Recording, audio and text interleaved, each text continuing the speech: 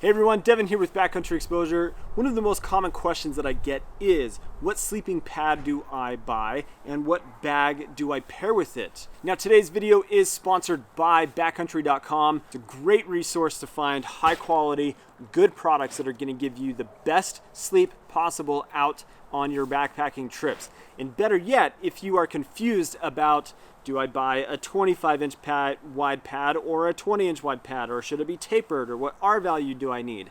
Chat with their gearheads, ask your questions, and they will be able to help you pinpoint exactly the product that makes the most sense, that fits within your budget, and accomplishes the check boxes of goals that you have for the product that you're looking for. You can also save up to 15% on your order. Some exclusions do apply, but use my coupon code BackCountryExposure at checkout to save 15% on your first order. Thank you to Backcountry for sponsoring this video today.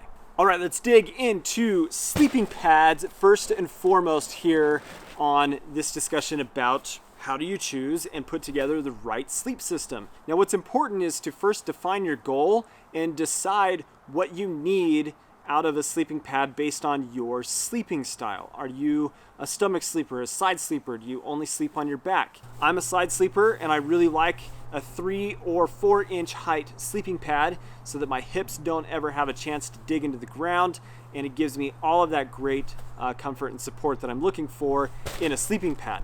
So what should you start with? That's an important question that we should consider when it comes to choosing a pad.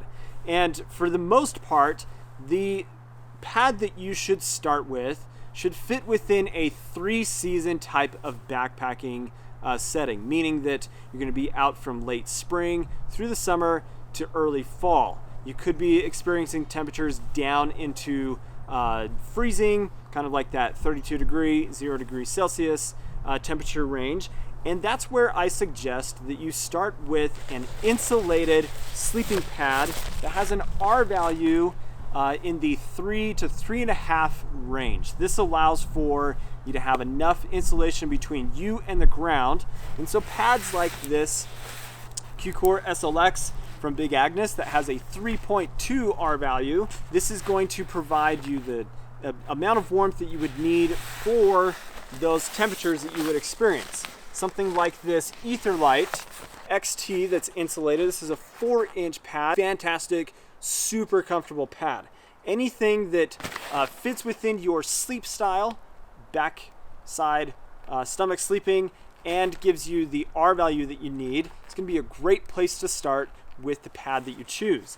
And then from there you can decide, do I need a wider pad or do I get away with a 20-inch pad?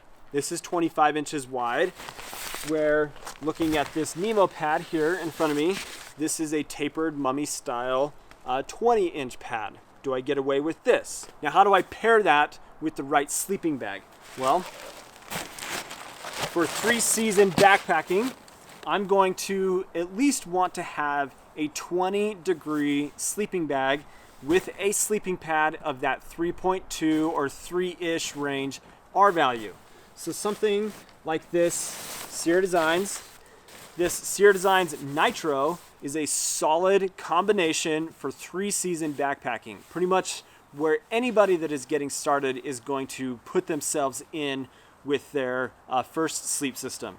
20-degree bag that allows for those varying temperatures, because often this 20-degree rating is more closer to a 30-degree comfort rating.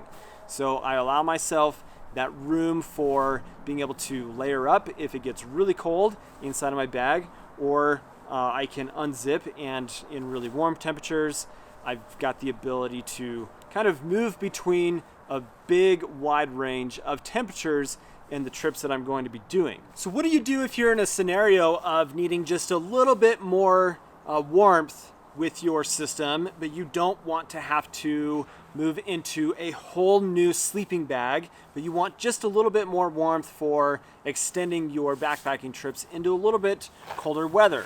So we've still got this 20-degree bag. Move these out of the way. Then I can up my R value into another pad that has just a higher R value, like this Nemo Tensor Alpine that is in the 4.5 range for an R value. So a little bit more insulation.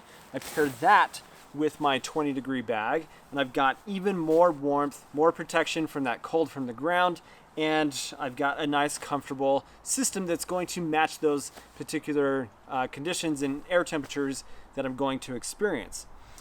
From there, I can even use different types of options that don't necessarily mean I have to go spend over $100 on a brand new pad. I can do cheaper options of things that allow me to extend the R value of my sleeping pad that may be in that 3.5 range by going with a closed cell foam pad that I put beneath my sleeping pad. So if I've got this Sea to Summit pad that's in a 3.2 R value, and I have a closed cell foam pad that's in the 1.5 to maybe 2 range of R value, I can stack and create a greater R value on my sleep system that way. And whether it's on top of your sleeping pad or underneath with that closed cell foam, it's not a huge difference. People will argue that it needs to be on top or it needs to be on bottom, but either way, you're still stacking and getting that R value increase because of it. Then I put my 20-degree bag on there, and I've got a great system that adds a little bit extra warmth for those colder nights that I would have out in the backcountry. So now something to consider that has become more and more popular as of late is for us to ditch the sleeping bag and use a backpacking quilt.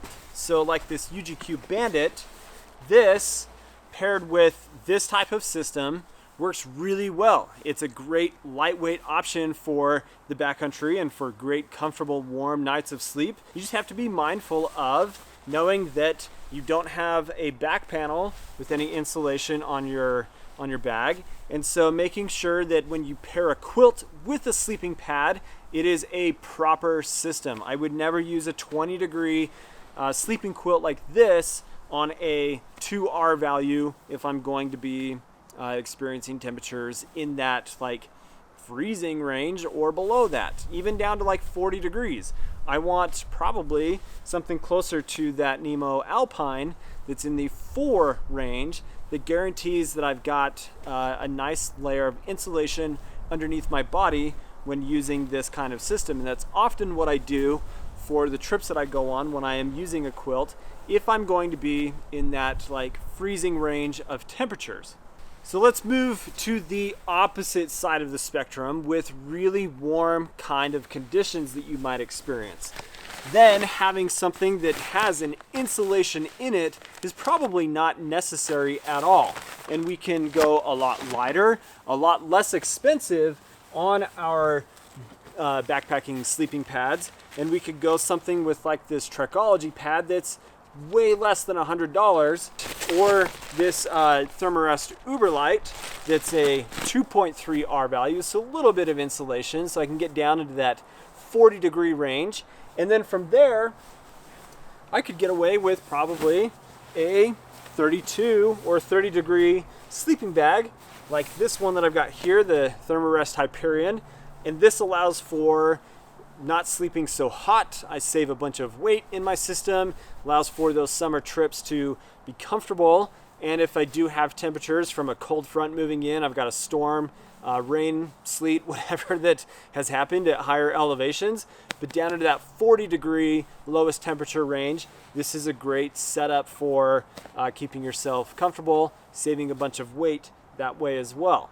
Now let's move to the other side and talk about cold weather types of experiences. Now, is a 20-degree bag going to work for that kind of scenario? Potentially, if you've got the right sleeping pad to match with it with a really high R value. We're talking like R values of 5 or greater. So something like this XPED SimMat HL Winter that provides a lot of barrier of insulation between you and the ground. And more popular is this pad, the Thermarest X-Therm, the NeoAir X-Therm, with a 6.9 R value.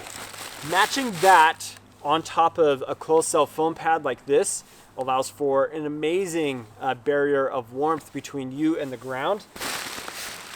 But then putting together a system with an awesome 0-degree bag or a -degree bag is going to provide warm sleeping experience that you could have on your backpacking trips.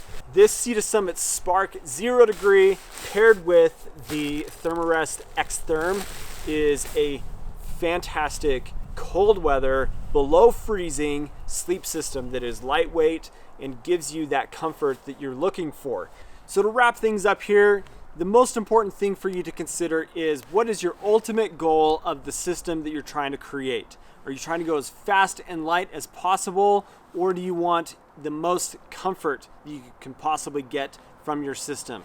And in that case, you're going to choose different widths and sizes of your sleeping pads. You're going to choose a quilt versus a sleeping bag. But if this is your first time choosing and putting together a sleep system, start with that 3-season mindset of insulated pad in that 3 R value range and a 20-degree bag that allows you to experience great sleep in those freezing temperatures that you might have, I don't know, 30 to 50 degrees of a standard that you would experience when out on those backpacking trips. So I appreciate you guys watching today. If you've got comments or questions, leave them down in the comment section. If you're not subscribed to the channel, please do subscribe. Hope you have an awesome day. Catch you on the next video. See you later.